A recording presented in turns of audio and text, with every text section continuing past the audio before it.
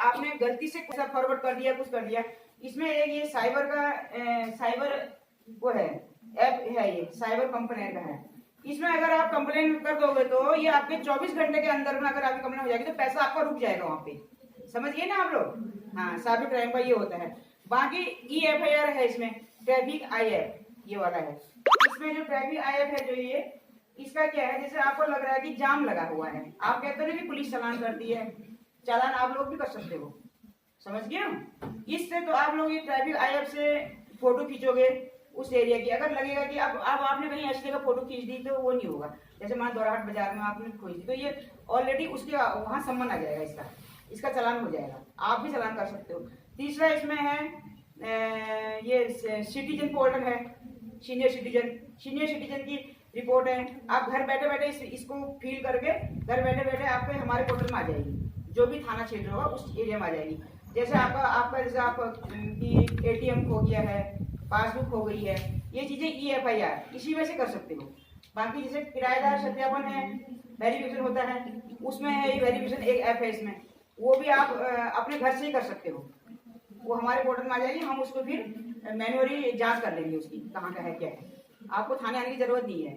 और बाकी cyber crime हो गया, आजकल साइबर क्राइम का बहुत चल रहा है ना, कि लॉटरी लग गई है और आप अपना ये पासवर्ड बताओ, इस तरह से कभी भी ये चीजें नहीं करनी है। OTP कभी किसी को नहीं बतानी है। और गेम खेलते हो आप लोग फोन पे, क्योंकि गेम में भी जैसे आपने अपने मोबाइल से आपके पापा लोगों मम्मी लोगों का अकाउंट जोड़ा है उसमें, और वो पैसे अपना आप कर जाते हैं उसमें। ये बिजनेस व्हाट्सएप जो है सिक्योर नहीं है ना। और जैसे फेसबुक में दोस्ती वगैरह क्यों करनी है किसी से दोस्ती, फिर बाद में तो पुलिस के पास आते हो कि मेरी ID हैंग कर दी, मेरी फोटो सोशल मीडिया पे डाल दी ना। इस तरह का काम मत किया करो, समझ रहे हो? क्योंकि आप लोग जैसे पढ़ने वाले बच्चे हो, मोबाइल को उतना यूज करो जितने आपकी जरूरत है, ठीक है ना। मैं तो आजकल बच्चों की जिसके फालतू ऐप मैं सब डिलीट कर रही हूँ। बाकी हमारा तो मेन ये है, गौरा शक्ति ऐप है हमारा ये।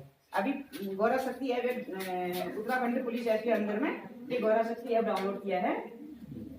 इसमें जैसे कभी इस ऐप को सभी लोग डाउनलोड कर लेना, ठीक है। उत्तराखंड पुलिस ऐप करना पहले, फिर उस पर रजिस्ट्रेशन करना, फिर गौरा शक्ति ऐप में करना। गौरा शक्ति ऐप में ये चीजें हैं। ऐप का वर्क पहले से मतलब उससे कोई मतलब नहीं, सिर्फ इसका मतलब SOS के बटन से है। SOS का जो बटन को दबाओगे, कॉल सीधे पुलिस के पास जाएगी, तुम किसी भी मुसीबत में रहोगे तुम्हें कॉल। और इस ऐप का एक फायदा यह है, ये बिना नेटवर्क के भी काम करता है। नेट तो होना चाहिए लेकिन नेटवर्क के बगैर काम करेगा, नेटवर्क नहीं भी होगा तब भी काम करेगा। वहां पे आप जैसे रहोगे तो इसको बटन में दबाओगे, आप तुरंत आपकी कॉल पुलिस आपको कॉल, ये हमारे जाएगी हेडक्वार्टर देहरादून जाती है PH2 में। उसके बाद आपको कॉल बैक आएगी कि आप किस दिक्कत में हो, तब आप बताओगे हमें ये दिक्कत हो रही है। तो जैसे माना आप दौराहाट में हो, दौराहाट की पुलिस रानीखेत में हो, रानीखेत की पुलिस आप उत्तराखंड के किसी भी कोने में रहोगे तो ये ऐप वहाँ पर उससे काम करेगा। हरिद्वार में जाओगे तो वहाँ की जो भी नजदीकी स्टेशन पुलिस स्टेशन होगा वो इस पर काम करेगा, ठीक ये है ना। इसलिए ये उत्तराखंड पुलिस ऐप को हर कोई बच्चा डाउनलोड कर लेगा। बाकी आपकी मेंटल चेंजेस में आएगा कि आप थोड़ा ज्यादा चीजों को क्वेश्चन करने लग जाते हो। बच्चे थोड़ा रिबेलियस हो जाते हैं कि अपने पेरेंट्स के मतलब उनकी थिंकिंग को क्वेश्चन ज्यादा करेंगे, उनके अगेंस्ट जाना प्रेफर करेंगे। उन्हें लगेगा कि वो जो कह रहे हैं क्या वो सही है क्या नहीं है, हम क्यों फॉलो करें इनकी बात हमेशा। हाँ, इस टाइप से क्यूरियोसिटी बढ़ जाती है, हम हर चीज को लेके क्यूरियस हो जाते हैं।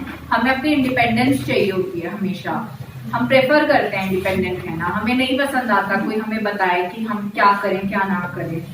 और बाकी आपका सोशल सर्कल बढ़ेगा, आपके फ्रेंड्स बढ़ेंगे, हो सकता है आपके मेल फ्रेंड्स हो, आपकी फीमेल फ्रेंड्स बढ़ेंगी। अभी इसमें एक चीज और आती है, अब तो इंस्टाग्राम वगैरह भी काफी आ चुका है, तो अब काफी कंपेयर करने लग जाते हैं लोग अपने आप को इंस्टाग्राम पे लोगों से या दूसरे की जिंदगियों से, या हो सकता है आप अपने आप को ही अपने फ्रेंड से कंपेयर करने लग जाएं कि मेरी फ्रेंड ऐसी दिखती है मैं ऐसी नहीं दिखती। इस एज में आप इतने फ्लाइबल हो कि आप कई अच्छी हैबिट्स भी बना सकते हो, पर आप कहीं आपकी कंपनी खराब हो गई या आपने कुछ गलत हैबिट्स की आदत डाल ली तो फिर वो आपकी लाइफ लॉन्ग बन जाती हैं।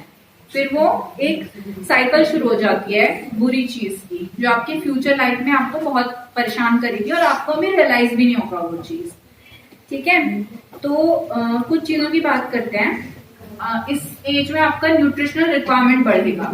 ठीक है, तो न्यूट्रिशनल रिक्वायरमेंट बढ़ने के लिए आपको इस एज में क्या करना है, बेसिकली आयरन की डेफिशिएंसी बहुत ज्यादा मिलती है इस एज के लोगों में। अराउंड 59% जो आयरन डेफिशिएंसी होती है वो इसी एज के लोगों में मिलती है। तो बेसिकली इसके लिए स्कूल्स में usually once per week iron folic acid की टैबलेट गवर्नमेंट प्रोवाइड करती है। Otherwise once per month hospitals में ये फ्री मिलती हैं। वंस पर वीक आपको ये खानी होती है आयरन फोलिक एसिड की टैबलेट, ताकि आपके खून में कमी ना आए बेसिकली, क्योंकि आपके पीरियड्स हो रहे हैं, खून कम हो रहा है बॉडी से, गिर रहा है, तो हीमोग्लोबिन कम हो जाता है, हमें उसे सप्लीमेंट करना है कहीं से। ठीक है, क्योंकि अक्सर हमारी जो डाइट होती है वो इनफ नहीं होती। ठीक, क्योंकि जो हम खाते हैं आयरन वो अब्सॉर्ब नहीं होता उतना सही से, और प्लस हम खाते ही उतना नहीं है। ठीक है, इस एज के बच्चों को हरी सब्जियां पसंद नहीं होती अक्सर। ठीक है, कढ़ाई यूजुअली क्या होता है, आयरन के लिए हमें खाना होता है हरी लोहे की कढ़ाई का खाना। ठीक है, हरी सब्जियां, गुड़ खा सकते हो तो गुड़। ठीक है, ये सब अपनी डाइट में बढ़ाना होता है। और विटामिन सी खाना होता है, तो उसके लिए हमें आंवला वगैरह खाना होता है, क्योंकि वो अब्जॉर्प्शन बढ़ाता है। पेट में कीड़े नहीं होने चाहिए, तो उसके लिए हर 6 महीने आपको कीड़े की दवाई मिलती होगी रात को खाने के लिए। ठीक है, एल्बेंडाजोल वो खानी होती है, ताकि कीड़े आपका ब्लड ना पिए, तो उससे आपकी हीमोग्लोबिन कम है। ठीक, बाकी आपको अपनी डाइटरी हैबिट्स थोड़ा ठीक रखनी है। जंक फूड कम रखोगे और एनर्जी गिविंग फूड्स ज्यादा रखोगे।